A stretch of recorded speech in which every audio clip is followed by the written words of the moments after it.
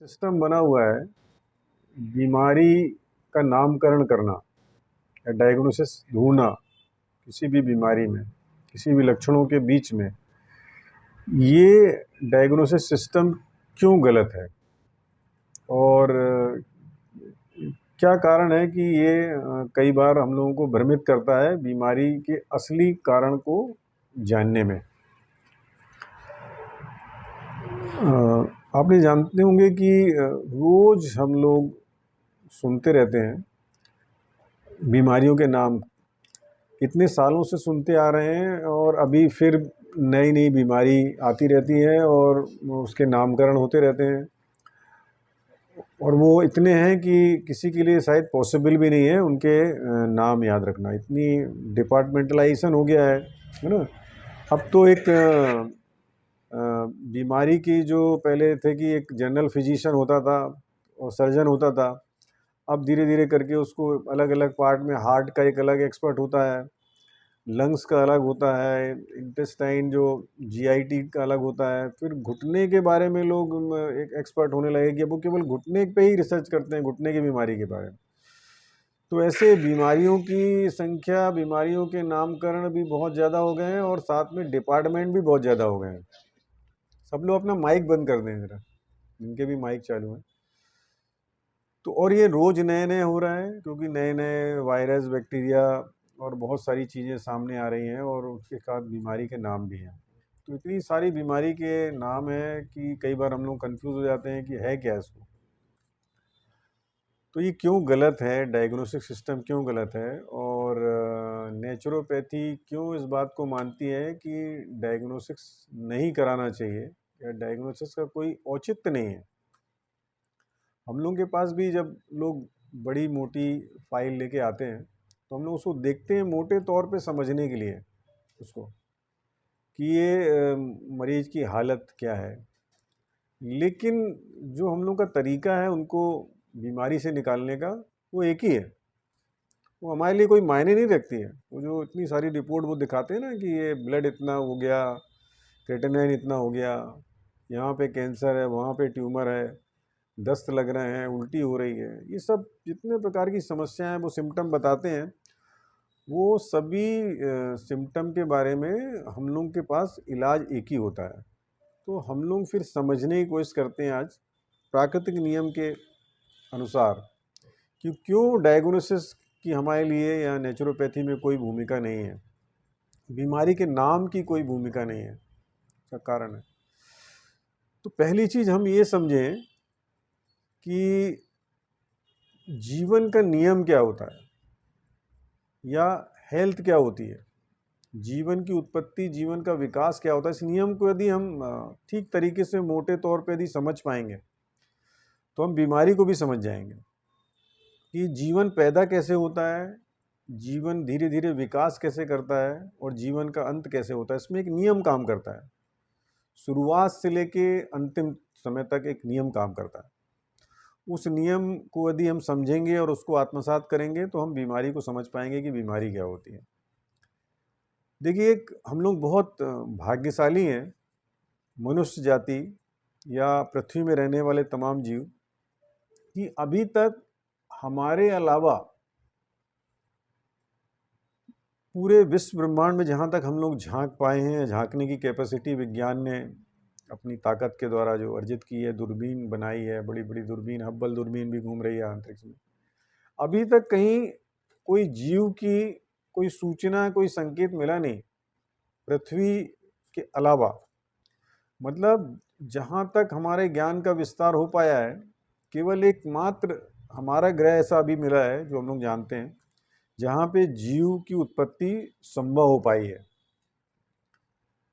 कितनी मज़ेदार बात भी है और कितनी सौभाग्यशाली बात है कि हमारे अलावा आसपास हमारे सौर मंडल और सौर मंडल के बाहर भी हम लोगों को कोई जीव नहीं मिला। तो अब सवाल ये उठता है कि पृथ्वी में ऐसा क्या हुआ कि इसमें जीव की उत्पत्ति संभव हो पाई।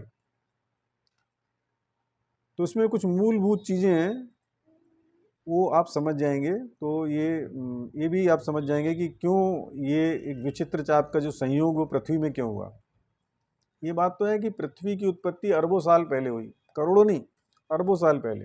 अरबों साल से हमारी पृथ्वी बची हुई है और करोड़ों सालों से इसमें जीव भी रहते आए हैं, अलग अलग प्रकार के जीव रहते आए हैं।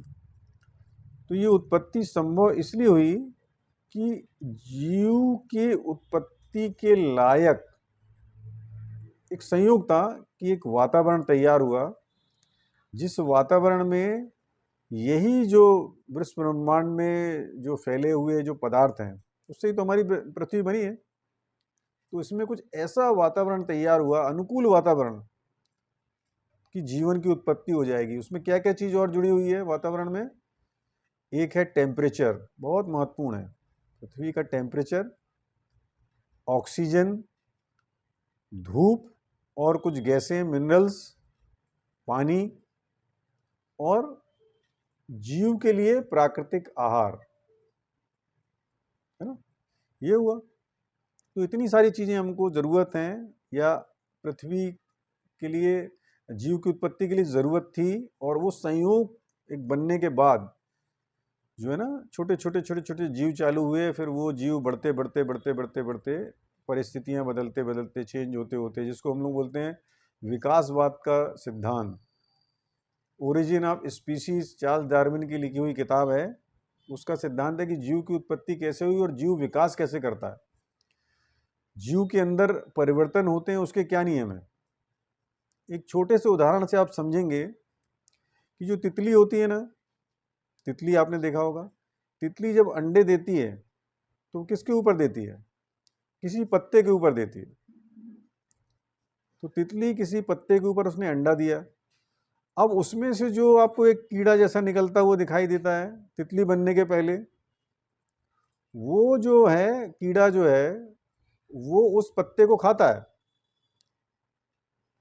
अब क्या होता है, जब वो पत्ते को खाता है तो पत्ता अपनी आत्मरक्षा करने के लिए आगे आने वाली पीढ़ी में उसमें कुछ ऐसे केमिकल पैदा करना चालू कर देता है, जिससे वो कीड़ा या जो तितली के अंडे से जब वो जो निकलता है बच्चा, वो उसको खा ना पाए, तो उसमें जहर पैदा कर लेता है। अब जब वो जहर पैदा करता है तो फिर वो कीड़े और तितलियों में एक परिवर्तन होता है कि वो ऐसे जीव को पैदा करना चालू कर देती है कि जो उस जहर को खा के भी मरेगा नहीं। तो अब वो पत्ते को फिर एक पीढ़ी के बाद, 2 पीढ़ी के बाद, 10 पीढ़ी के बाद ऐसी संरचना में उसमें परिवर्तन होता है उसके शरीर में कि वो उस पॉइजन को पचा लेता है। इसके बाद अब क्या होता है, फिर दूसरा टर्म चालू होता है कि पत्ते ये तय करते हैं, पेड़ ये तय करता है कि अरे ये तो इसके बाद भी मेरे को खा जाते हैं, हमने तो केमिकल पैदा कर दिया, टॉक्सिन पैदा कर दिया, जहर पैदा कर दिया, उसके बाद भी ये कीड़े हमको खा रहे हैं। तो वो क्या करते हैं, फिर एक संरचना पैदा करते हैं, गोल गोल ऐसी संरचना जो देखने में तितली के अंडे जैसी लगती है। अपने बचाव में, देखिए सभी एक्टिविटी हो रही है, दोनों पक्ष अपने के बचाव में अपने आप को सरवाइव करने के लिए कर रहा है। अब वो जो पत्तों ने अंडे की संरचना पैदा कर दी, अटे उठे उठे दो गोल गोल या पिंक कलर के जो अंडे जैसा पैदा कर दिया, वो है पत्ती का पार्ट, लेकिन वो देखने में लगते हैं कि तितली के अंडे हैं। तो तितली वहां पे आती दिखती है, यहाँ तो किसी ने ऑलरेडी अंडे दिए हुए हैं, तो वहां से चली जाती है। और साथ में वो जो पेड़ है उसमें एक तरल पदार्थ पैदा करते हैं। वो तरल पदार्थ होता है मीठा, जिससे चींटी आकर्षित होती है। तो चींटी आकर्षित होती तो चींटी क्या करती है, तितली के अंडे को खा जाती है। तो ये उदाहरण से आप समझेंगे कि 2 प्रकार के जीव हैं जिनकी आपस में लड़ाई चल रही है। लड़ाई चल रही है मतलब सर्वाइवल के लिए, और वो एक दूसरे को हर बार तैयार करते हैं बेहतर जीव के लिए, फिट होने के लिए, सक्षम बनाने के लिए अपने आप को कि हम सर्वाइव कर पाए। तो ये प्रकृति के नियम है। पहली बात तो ये है कि एक वातावरण तैयार हुआ, अनुकूल वातावरण, और साथ में अब उनका विकास कैसे हो रहा है, एक दूसरे के साथ संघर्ष में, अपने आप को बचाने के संघर्ष में, जिंदा रहने के लिए, सर्वाइवल के लिए। इसीलिए फिर ये नियम आया, सर्वाइवल ऑफ द फिटेस्ट। जो ताकतवर होगा वो जीतेगा, जो ताकतवर नहीं होगा या कमजोर होगा वो हार जाएगा। ये प्रकृति का नियम है।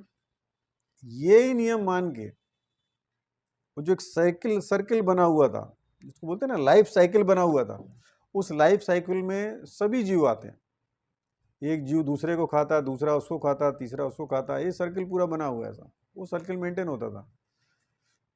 अब हुआ क्या कि मनुष्य एकमात्र ऐसा जीव है जिसने इस सर्किल को त्याग दिया,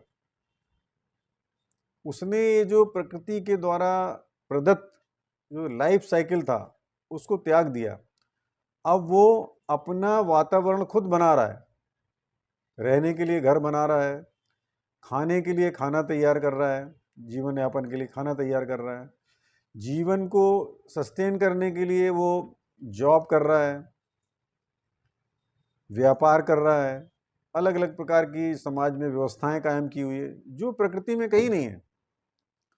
तो मनुष्य ने क्या किया, प्रकृति के इस लाइफ साइकिल को, जो पूरा एक सर्किल है, जो चक्र है, इस चक्र को त्याग दिया और उसको लगा कि हम इसको करेंगे। तो ये कोई हम इसका कोई विरोध या वो नहीं कर रहे हैं, हम इसको समझाने की कोशिश कर रहे हैं कि ये संभव था, इसीलिए हुआ।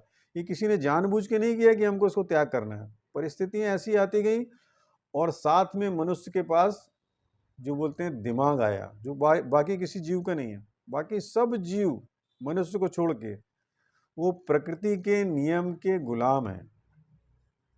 थोड़ा बहुत कुछ कुछ उन्होंने अपने एक्टिविटी में अपनी जितनी बुद्धिमत्ता उनकी है उसके साथ तो किया, ऐसे घोंसला बनाना हुआ, शेल्टर में रहना, इसके बाद गुफा बना लेना, जैसे चूहे वगैरह लोग बनाते, बिल बनाना, ये सब तो कर रहे हैं, लेकिन कोई बहुत बड़ा ऐसा कोई रिमार्केबल चेंज नहीं किया या कि जो लगातार विकास कर रहा हो। उन्होंने कुछ कर लिया। आप देखेंगे कि बया जो घोंसला बनाती है, उस घोंसले को देख के आप चौंक जाएंगे कि ये किसने सिखाया होगा इसको, लेकिन ये लाखों साल में हुआ, धीरे धीरे धीरे धीरे करके हुआ। अब उनकी पीढ़ी जो है वो इतना कॉम्प्लेक्स काम करने लगी, तो भी बया जो है वो उसी घोंसले को बना रही है लाखों साल से, हजारों साल से। उसमें कोई ऐसा नहीं किया उसमें उसको सीमेंट का बना लिया या उसने कुछ इस टाइप का नहीं कर सकती, क्योंकि उनकी एक सीमाबद्धता है।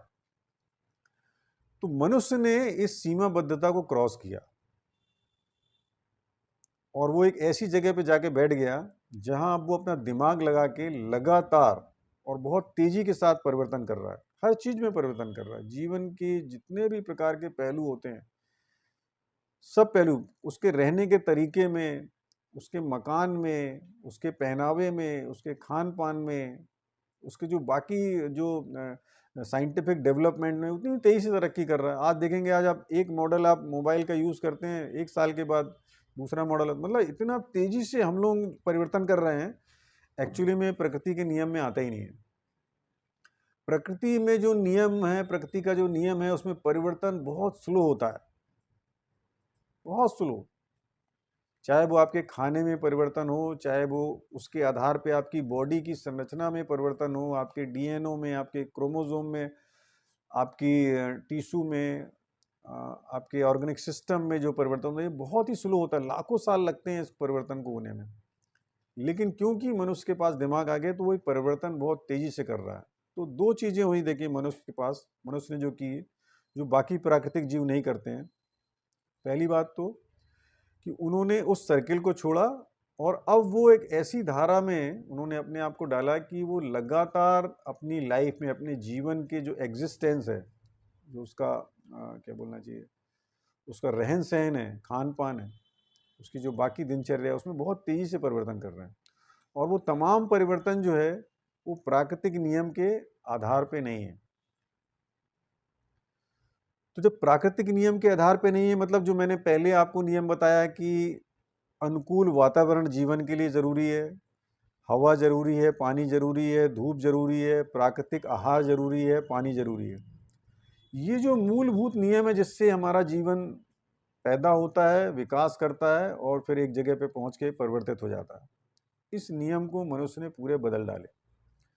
तो प्रकृति ये बोलती है कि यदि आप प्राकृतिक नियमों को मान के चलते हैं, प्राकृतिक वातावरण में, जिस वातावरण के लिए आप बने हैं उसमें रहने की कोशिश करते हैं, जिस खाने को खाने के लिए आपका शरीर डिजाइन है, आपकी आंतों की संरचना, आपकी दांतों की संरचना, आपके तमाम डाइजेस्टिव सिस्टम बने हुए, यदि आप वो खाना खाते हैं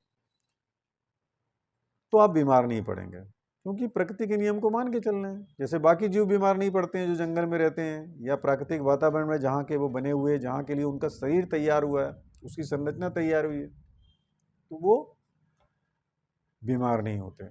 लेकिन हम लोगों ने जब इन नियमों को बदल दिया तो हम उस नियम को अब मान नहीं रहे और मानने के लिए तैयार नहीं है, सुनने के लिए तैयार नहीं है। तो अब होता क्या है होता यह है कि जब हम इस तमाम प्राकृतिक नियमों को नहीं मानते, तब हमारे शरीर में एक दूसरे प्रकार का परिवर्तन होता है, जो स्वास्थ्यकर परिवर्तन होना चाहिए। क्योंकि हमने उस स्वास्थ्य के नियमों को नहीं माना, अब हमने कुछ ऐसे नियम माने जो हमारे दिमाग की उपज है, समाज की उपज है, सामाजिक नियमों से बने हैं, वो प्राकृतिक नियमों से नहीं बने। देखिए, प्राकृतिक नियम और सामाजिक नियम दोनों अंतर होता है। कई जो प्राकृतिक नियम हैं वो सामाजिक नियम से मेल नहीं खा सकते हैं, ज्यादातर नहीं खाते हैं। जैसे जानवरों में अमीर गरीब नहीं होता, जानवरों में कमजोर और शक्तिशाली होता है, उसमें कोई अमीर गरीब नहीं होता है। लेकिन समाज में तो अमीर गरीब होता है, तो ये सामाजिक नियम है अमीर गरीब का, जो हम लोगों ने पैदा किया। लेकिन प्रकृति बोलती नहीं है, इसमें अमीर गरीब कोई नहीं होता। हम लोगों ने जात पात पैदा की, प्रकृति में जात पात नाम की चीज नहीं, स्पीसीज है, जाति और प्रजाति है। शेर है, उसकी एक स्पीसीज है, उसकी प्रजाति है, वो है। लेकिन उसमें कोई upper caste, lower caste, Hindu, मुस्लिम, सिया, सुन्नी, ये सामाजिक नियम हो गए ना। तो सामाजिक नियम जो है मनुष्य ने बनाए, और प्राकृतिक नियम जो है वो प्रकृति के साथ जुड़ा हुआ है, उसको कोई निकाल नहीं सकता, वो नियम आप बदल नहीं सकते। आप पृथ्वी के अंदर से उसकी गुरुत्वाकर्षण शक्ति को नहीं निकाल सकते। आप किसी मैग्नेट को, उसका नियम है नॉर्थ पोल साउथ पोल उसमें रहता है, उसको यदि आप 2 भागों में बांटोगे तो भी नॉर्थ पोल साउथ पोल मिलेगा, फिर उसके बाद 2 भाग में बांटोगे तो भी नॉर्थ पोल साउथ पोल मिलेगा, क्योंकि ये प्रकृति का नियम है, लॉ ऑफ पोलरिटी कि 2 पोल तो होते ही हैं। तो ये जो प्रकृति के नियम है इसको कोई बदल नहीं सकता, और ये प्रकृति कोई इंटेलिजेंट भी नहीं है कि प्रकृति बहुत प्रकृति नियमबद्ध है। प्रकृति कोई बुद्धिमत्ता के साथ नहीं चलती है, प्रकृति अपने नियम से चलती है, और वो नियम उसके अंदर किसी ने घुसाया भी नहीं है, कोई निकाल भी नहीं सकता। ऐसा नहीं कि कोई बैठा हुआ जिसने नियम बना दिया तो पूरी पृथ्वी चल रही, और कोई चाहेगा कि उसको निकाल ले तो वो भी नहीं निकाल सकता। वो तो इनहर वो थिंग्स इन इटसेल्फ उसके अंदर घुसे हुए। तो इस जो घुसे हुए नियम है, जिसको ना हम बना सकते हैं और ना हम इसको अलग कर सकते हैं उससे, हम क्या कर सकते हैं, सिर्फ हम उसको फॉलो कर सकते हैं। तो वही जो जीवन के नियम है, वही स्वास्थ्य के नियम है, और बीमारी होने में भी वही नियम काम करते हैं ठीक होने में। तो होता क्या है, देखिए, जब हम इस नियम को तोड़ते हैं, तो अभी तो बहुत सारे हम लोग देख रहे हैं कि सभी नियम हमने तोड़ डाले, लेकिन एक जमाना तो ऐसा नहीं था ना, एक नियम तोड़ा होगा छोटा सा कोई किसी ने। तो क्या होता है कि जब आप एक किसी नियम को तोड़ते हैं, तो उस नियम के तोड़ने की वजह से जो परिवर्तन होता है बहुत सूक्ष्म होता है, वो आप तुरंत आपको दिखता नहीं है। जैसे आपने मान लीजिए तंबाकू खाना चालू किया, या चाय पीना या कॉफी पीना चालू किया, कोई नशा करना चालू किया, तो ये परिवर्तन इतना स्लो होता है कि वो धीरे धीरे धीरे धीरे धीरे होता रहता है, और एक समय आके जो है वो एकदम क्वालिटेटिव चेंज हो जाता है, एक नई चीज में परिवर्तन हो जाता। आपने एक बच्चे को छोटा देखा था, स्कूल में खेलता था, बड़ा होनहार था, और आप अचानक उसको 25 साल के बाद देखते हो, देखा कि वो मर्डर केस में जेल में चला गया, तो आप चौंक जाते, अरे ये तो इतना अच्छा लड़का था, अरे ये क्या। आपको आश्चर्य होता है। क्यों आश्चर्य होता है? क्योंकि आपने उसमें होने वाले धीरे धीरे जो परिमाणगत क्वांटिटी जो चेंज हो रहा था उसको आपको देखा ही नहीं, कि कैसे उसकी दोस्ती बदली, कैसे उसने खान पीन बदला, कैसे उसने नशा करना चालू किया, फिर कैसे उसने चोरी की, फिर कैसे धीरे धीरे जो परिवर्तन हो रहा है वो आपने देखा नहीं, तो आपको आश्चर्य होता है। तो वही चीज हमारे शरीर में होती है कि हम लोग जब नियम को तोड़ते हैं तो हमारे शरीर में इतने सूक्ष्म परिवर्तन होते हैं कि जिसको हम कई बार पकड़ नहीं पाते। वो परिवर्तन होते होते जब एक ऐसी स्थिति में जाता है, जब वो परिवर्तन की अब हमको दिक्कत होती है कामकाज करने में, हमारे अंगों को कामकाज करने में दिक्कत होती है, हमारा ब्लड गड़बड़ होना चालू होता है, हमारे टिश्यू डैमेज होना चालू होते हैं, या उसमें गंदगी जमना चालू होती है, या उसका मार्ग अवरुद्ध होता है, तब वो सिम्टम के रूप में हमारे सामने आता है। तो क्या होता है, इसका एक नियम और है कि स्मॉल चेंज होते होते फिर वो एक बड़े चेंज में परिवर्तित होता है। जैसे उदाहरण आपको देता हूं कि आप जब पानी गर्म करना चालू करते हैं, तो पानी क्या तुरंत उबलना चालू होता है? नहीं चालू होता। पानी 99 डिग्री तक उबलेगा नहीं, लेकिन उसमें परिवर्तन होता रहता है। 99 से फिर 1 डिग्री होने से वो बॉयल चालू हो जाता है। तो इसका मतलब ये नहीं है कि इसमें परिवर्तन नहीं हो रहा था, परिवर्तन एक दिशा में चल रहा था, उसी दिशा की तरफ गाड़ी बढ़ रही थी, लेकिन वो हमको दिख नहीं रही थी। दिखती कब है? 1% चेंज होने पे। तो वैसे ही हमारे शरीर में जब हम प्राकृतिक नियमों को नहीं मानते तो हमारे शरीर में परिवर्तन होना चालू हो जाता है। ये परिवर्तन उस समय तक नहीं हमको समझ में आते जब तक कि सिम्टम के रूप में, जब तक कि तकलीफ के रूप में, डिजीज के रूप में। डिजीज का मतलब होता है, क्या बोलते हैं, नॉट इन ईज, मतलब डिस्कम्फर्ट। आप नॉर्मल नहीं हो, आप अपनी एक्टिविटी नहीं कर। डिजीज और कुछ नहीं कहते। डिजीज का यदि मीनिंग देखेंगे तो डिजीज का मतलब है you are uncomfortable, not in ease. आपको कुछ दिक्कत हो रही है कामकाज करने में, सोने में, उठने बैठने में, मल त्याग में, सांस लेने में, इसी को डिजीज बोलते हैं। अब क्या हो रहा है कि ये जो डिस्कम्फर्ट हो रहा है, ये डिस्कम्फर्ट का कारण कैसा है? कारण मैंने बताया कि ये जो नियम थे पूरे, वातावरण, खाना पान पीना, हवा, आबो हवा, ये सब जो एक्टिविटी लेवल आपका सब है, ये जब हमने बदला तो अब हमारे शरीर में परिवर्तन चालू हुए। ये परिवर्तन चालू होते हैं बहुत बाद में, जो डिजीज के रूप में, डिस्कम्फर्ट के रूप में हमारे सामने आते हैं। उसकी पूरी लंबी प्रोसेस है। इसीलिए बोला जाता है नेचुरोपैथी में कि डिजीज इज ए प्रोसेस। अब आपको सर्दी हुई, आपको छींक आना चालू हुई, तो ये जो छींक आना चालू हुई, ये कैसे हुई? ये हमारे शरीर का रिस्पॉन्स है कि हमारे लंग्स में म्यूकस ज्यादा बन रहा है। ये कोई रोग नहीं है। अब म्यूकस ज्यादा क्यों बन रहा है? क्योंकि आप ऐसा खाना खा रहे हैं जो सेलुलर लेवल पे गंदगी ज्यादा बना रहा है। आप फल खाएंगे तो नहीं होगा, आप सलाद खाएंगे तो नहीं, आप कुछ भी ऐसा खाना खाएंगे जो हमारे शरीर के लिए फिट नहीं है, उसका पहला रिस्पॉन्स आपके म्यूकस सिस्टम में होगा। तो वो म्यूकस शरीर में आया तो शरीर को लगा कि ये तो काम की चीज नहीं, इतना ज्यादा तो बनना नहीं चाहिए म्यूकस, तो शरीर ने उसको छींक से, खांसी से निकाला। अब इसके पहले की प्रोसेस यदि आपको नहीं मालूम है तो आप इसको एक बीमारी का नाम दे दोगे। फिर अब ये लगातार म्यूकस निकलता रहा और आज इसको सप्रेस करते रहे तो वहां जमता रहा, तो उसने एक आपने अलग बीमारी का नाम दिया। इन्फ्लेमेशन चालू हो गया, निमोनिया हो गया, ब्रोंकाइटिस हो गया, टीबी हो गया, लंग्स कैंसर हो गया। अभी इतनी बीमारी के नाम देते जाइए आप, लेकिन उसकी शुरुआत देखिए, सबकी एक ही है, बिल्कुल एक ही है। वो कहां से चालू होती है? आपके प्राकृतिक नियमों के उल्लंघन से। मतलब आपने कुछ ऐसी चीज खाई है या वातावरण से आई है, दोनों चीजें, क्योंकि उसमें एनवायरनमेंट भी शामिल है। कुछ भी ऐसी चीज आपने खाई है जो आपके लंग्स में चली गई, चाहे वो अंदर से गई हो चाहे बाहर से गई हो, जो आपके शरीर में जरूरत से ज्यादा है या शरीर के काम की नहीं है, दोनों कंडीशन में, तो शरीर उसको बाहर फेंकने का प्रयास करता है। इसको हम लोग बोलते हैं कंस्ट्रक्टिव डिजीज। शरीर जब गंदगी को बाहर फेंकता है, जिसको एक्यूट डिजीज बोलते हैं, इसको हम लोग बोलते हैं कंस्ट्रक्टिव डिजीज। मतलब ये आपके मदद के लिए,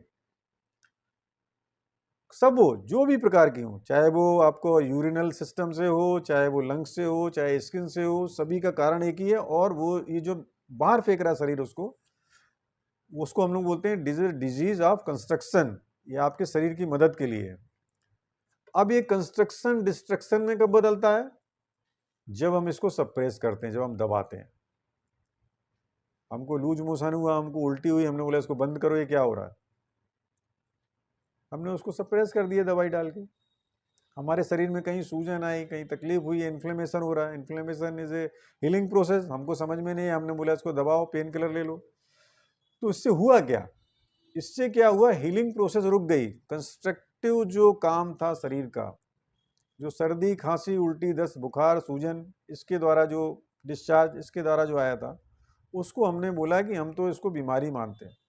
कंफ्यूजन की वजह से, ना समझदारी, गैर समझदारी या ना समझी की वजह से, और हमने उसको दबाना चालू किया दवाइयों से, स्ट्रॉन्ग दवाइयों से। अब ये जो एक्सप्रेशन था, ये जो गंदगी जो निकल रही थी शरीर से, अंदरूनी जो सफाई का कार्यक्रम चल रहा था आपके शरीर को स्वस्थ रखने के लिए, भीतरी वातावरण को स्वस्थ रखने के लिए, उसको आपने दबा दिया, बंद कर दिया। आपके घर का आउटलेट था जिससे गंदगी निकलती थी, उसको आपने बंद कर दिया। एक्सक्रीटरी सिस्टम को आपने बंद कर दिया।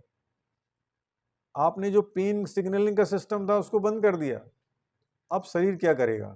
शरीर बोलेगा अब तो मैं कुछ कर ही नहीं पा रहा हूं, क्योंकि आप तो निकलने के तो आपने रास्ते बंद करके रखे। तो शरीर फिर क्या करता है? स्टोर करता है।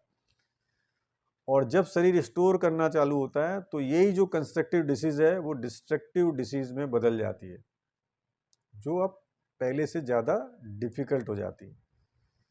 तो ये जितनी भी बीमारी का नाम दिया जाता है उसकी सब की शुरुआत में एक ही चीज़ है, वो है violation of natural law, violation of environment, violation of food, natural food, violation of sunlight, nature के एक्सपोजर में हम नहीं रहते हैं और नेचर के बीच में नहीं रहते। तो अभी आप बोलेंगे, फिर कई लोगों को सवाल करेंगे, अरे हम लोग तो अभी सोसाइटी में रहते हैं, आप जो बताते हैं तो मेरे लिए पॉसिबल ही नहीं है। तो इसीलिए तो समझाने की जरूरत पड़ रही है, मैं जो इतना बोल रहा हूँ इसीलिए समझाने की जरूरत पड़ रही है कि हम बीमार जो होते हैं वो अवे फ्रॉम नेचर की वजह से हैं, अवे फ्रॉम नेचुरल लॉ की वजह से हैं, और ये दवाई से ठीक नहीं हो सकता। धूप किसी दवाई से आपको सप्लाई नहीं की जा सकती। हवा के लिए, शुद्ध ऑक्सीजन के लिए कोई दवाई नहीं होती है, ऑक्सीजन ही होती है, प्राकृतिक वातावरण जो होता है। शुद्ध पानी जो होता है वो पानी होता है, शुद्ध खाना जो होता है वो खाना होता है। इसको क्या सप्लीमेंट करोगे आप?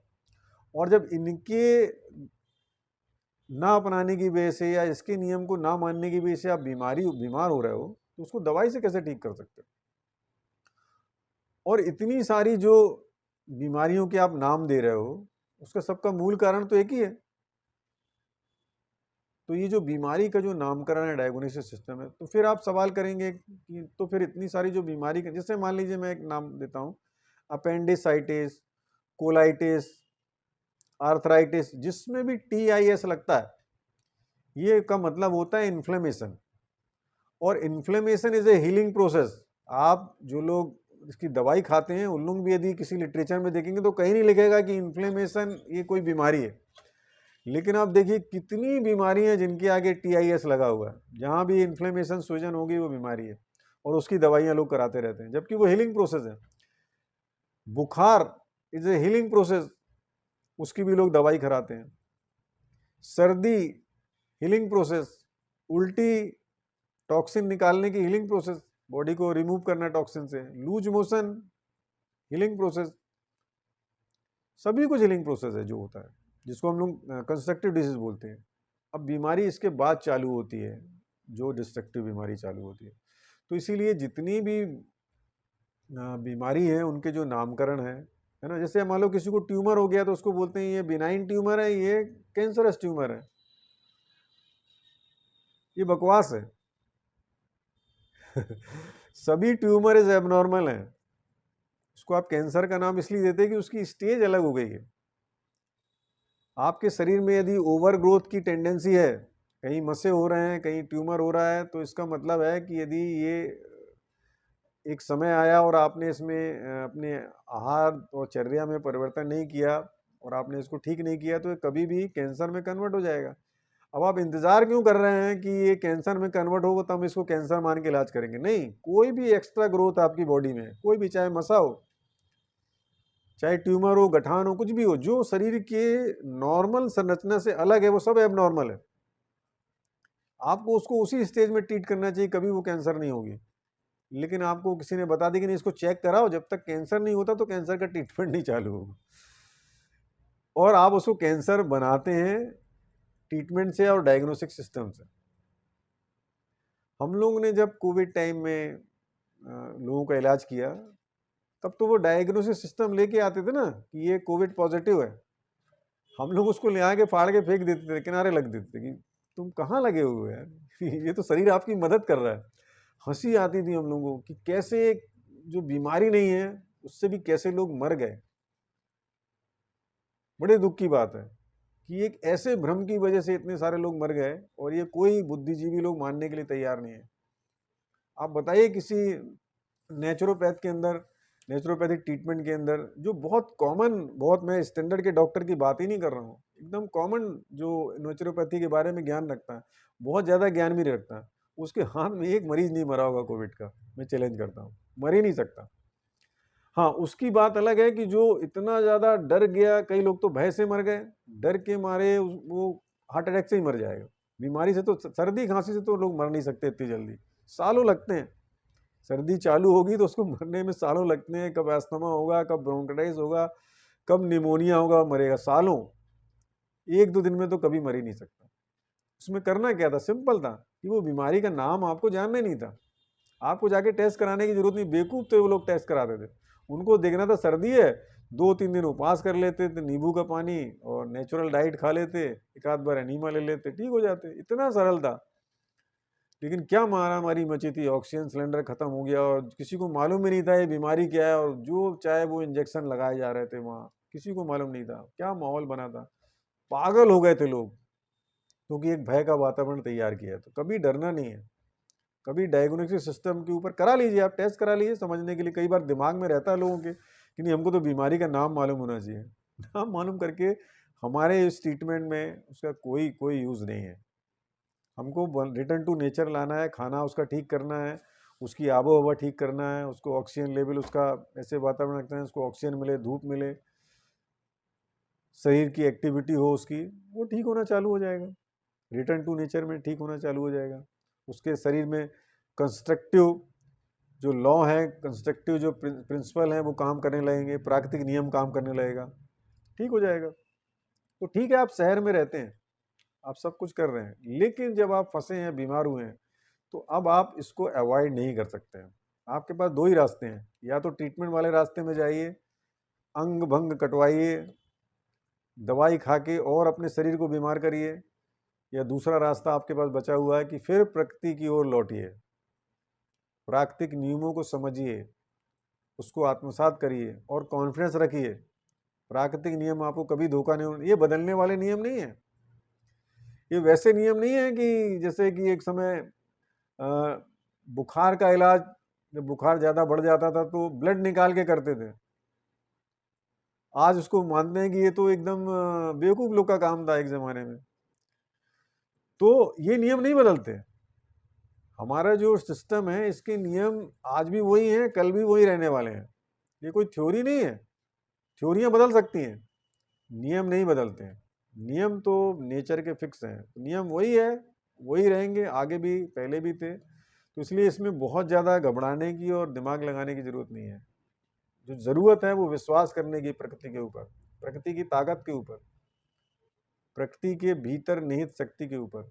और जिस दिन इस शक्ति को आप अपने अंदर संचालित करना चालू कर देंगे, खाने से, वातावरण से, धूप से, हवा पानी से, आपका शरीर किसी भी स्थिति में हो, ठीक होने का चांस है उसका। बहुत जिन लोग इनक्योरेबल बोलते हैं कि ये कैंसर 4th स्टेज पहुंच गया, ठीक नहीं हो सकता, वो भी ठीक होने का उसका चांस है। ज़्यादातर डिजीज जो सो कॉल्ड इनक्योरेबल डिजीज बोली जाती है, सभी के ठीक होने के चांस है, क्योंकि शरीर आपको जिंदा रखा हुआ है। आप उसको मदद करेंगे, वो आपको रीजनरेट कर लेगा। तो ये कभी भी इसके बहकावे में मत आइए, डायग्नोस्टिक सिस्टम के बहकावे में। करा लीजिए, कराने से बहुत सारी जगह जरूरत पड़ती है। जैसे हड्डी टूटी है तो मालूम चलना चाहिए भैया हड्डी कहाँ टूटी है, वो ठीक है। बाकी भी शुगर कितना है वो भी कभी चेक करा सकते हैं, करा लीजिए। उसके लिए मैं एकदम ऐसा नहीं विरोध कर रहा हूँ, लेकिन मैं बोला उसको यूजलेस है, वो किसी काम का नहीं है। आपको ultimately unity of disease, unity of cure, सभी बीमारी का कारण एक ही है, सभी बीमारी का समाधान एक ही है। तो वो सब चीज़ समझने के लिए मोटे तौर पे है, लेकिन उसमें दिमाग नहीं, लेकिन लोग दिमाग खपा देते हैं, लोग उसमें परेशान हो जाते हैं, अरे मुझे तो कैंसर हो गया, घबराने लगते हैं, एक बड़ी बीमारी का नाम आ गया था। और यदि नाम नहीं आया तो बड़े खुश हो जाते हैं। कहीं खुश होने की जरूरत नहीं है और कहीं दुखी होने की जरूरत नहीं। सभी जगह से आप अपने आप को खींच के वापस फिर से स्वास्थ्य की ओर ले आ सकते हैं, और कभी देर नहीं होती है। जहाँ देर हो गई वहाँ भी समाधान का रास्ता कुछ रहता है। यदि शरीर आपका इतना ज़्यादा वीक ना हो गया हो, या दवाइयों से आपने शरीर को वीक ना कर लिया हो, तो बड़ी से बड़ी जो इनक्योरेबल डिजीज़ हैं वो सभी ठीक हो जाती हैं, ठीक होंगी, और कोई रास्ता नहीं है ठीक होने के अलावा। Thank you. कुछ सवाल होंगे तो आप लोग बताइए। और हुआ है वो, पका पका हुआ खाना है वो। हाँ, उसको भूंज के बनाते हैं। मतलब उसको नॉर्मल ऐसे ही सिर्फ आंच में भून के। हाँ, उसको भूंज के बनाते हैं, तो वो पका पका हुआ ही आहार है। देखिए सामने मेरे जो आए हुए हैं ये ऐश्वर दीक्षित जी हैं। मैं अच्छा हुआ आप आ गए। तो इनकी हालत तो कोविड में बहुत ज़्यादा खराब थी। थोड़ा बताइए कि हम लोग ने क्या उस समय बैक्टीरिया वायरस से आपको डर लगा था कि क्या हुआ था, कैसे आप ठीक हो गए इतनी जल्दी, और क्या हालत थी आपकी? सिर्फ नेगेटिव थी। हाँ, तो कैसे, मतलब कैसे आपको, क्या थोड़ा सा शॉर्ट में बताइए। उनको बता रहा हूँ, तो उस समय मुझे लग रहा था कि मैं बचूंगा कि नहीं। उसके ही पहले मेरे माता पिता एक्सपायर हुए थे, घर में सबसे बड़ा था। और एक रात पहले ही मैं सिटी हॉस्पिटल में दोस्तों के कहने से बहुत टेस्ट वेस्ट करा के आया, पता चला 60% लंग्स इन्वॉल्व हैं, ऑक्सीजन लेवल 75 78 ऐसा था। और वो तो किस्मत से सर मिल गए, घर ही आ गए। उन्होंने मुझे थ्योरी समझाई, थोड़ा बहुत मैं पहले जानता था, और हालांकि उसका पालन पूरे 1 महीने किया। लेकिन तीसरे दिन ही मैंने फोन करके कहा था कि भैया मैं ठीक हो गया, मैं नॉर्मल खाना खाने लगूं। उन्होंने कहा अभी जो खा रहे हो वही नॉर्मल है, पहले तो अब नॉर्मल खा रहे थे इसीलिए तो ये हुआ। तो कहीं कोई बैक्टीरिया वायरस या कुछ भी नहीं। बाकी सब लोग भी उस समय सर्दी खांसी जुकाम, और ये था, और एक डर के कारण जिसको नहीं भी था उसको भी लगने लगा था कि सर्दी खांसी जुकाम। पूरे फुल फैमिली ने फास्टिंग किया। उसके बाद बरेला में तो एक अभियान जैसे चला था भैया के नेतृत्व में, मतलब जिसका ऑक्सीजन लेवल 65, डॉक्टर बोल रहा है कि इसको तुम कोविड सेंटर से ले जा रहे हो छुट्टी करा के, ये घर भी नहीं पहुंच पाएगा। और भैया ने शर्त रखी कि मैं इलाज तभी करूंगा जब घर में तुम ऑक्सीजन सिलेंडर मत रखना, कि डर के ऑक्सीजन सिलेंडर रखोगे। ऐसे केसेस भी उस समय किए थे, सिर्फ और सिर्फ फास्टिंग से। और उसके बाद ये नेचुरल डाइट और एनीमा। तो देखिए, मतलब मेरे लिए तो, हाँ जी बताइए। जी जी जी बताइए। तो मेरे लिए तो एक मतलब शुरुआत में एक चमत्कार सा लगा था, लेकिन सिर्फ एक दिन। दूसरे दिन में क्या है, समझाया आपने इसे अच्छे तरीके से था। और उसके पहले थोड़ा मैंने वो ऑटोफेजी के बारे में पढ़ा था जब उसको नोबेल मिला था। लेकिन वो वही जो आपने कहा कि समाज और प्रकृति, वो बैलेंस बन नहीं पा रहा है। समाज की तरफ झुकाव ज्यादा है तो आदमी प्रकृति की तरफ देख नहीं पाता। ऐसा नहीं है कि हमेशा समाज की तरफ झुकाव रहता है, लेकिन फिर भी क्या है कि प्रकृति कहीं ना कहीं पीछे छूट जाती है, सामाजिक नियम और ये सब ऐसे बने। तो वो ऑटोफेजी तो मैंने तभी पढ़ा था जब नोबेल पुरस्कार उनको मिला था, उसके बारे में पढ़ा था। वो एक अच्छा मौका ये आया कि आपने उसको रिकॉल करवा दिया। अभी भी हमारे सोसाइटी में बहुत सारे लोग हैं जो ये समझते हैं कि हाँ खान पान ही, अब मैक्सिमम लोग कहते हैं कि खान पान ही बीमारी की वजह है। लेकिन थोड़ा सा कोई ऐसा नेतृत्व करने वाला चाहिए जो बताता रहे, फॉलो अप करवाता रहे। क्योंकि सामाजिक नियम में तो भैया मैं ही रोज नहीं कर पाता। अब ऑफिस की भाग दौड़ है, पता चला ऑफिस से 11 बजे निकल रहे, कल सुबह 7 बजे मीटिंग है।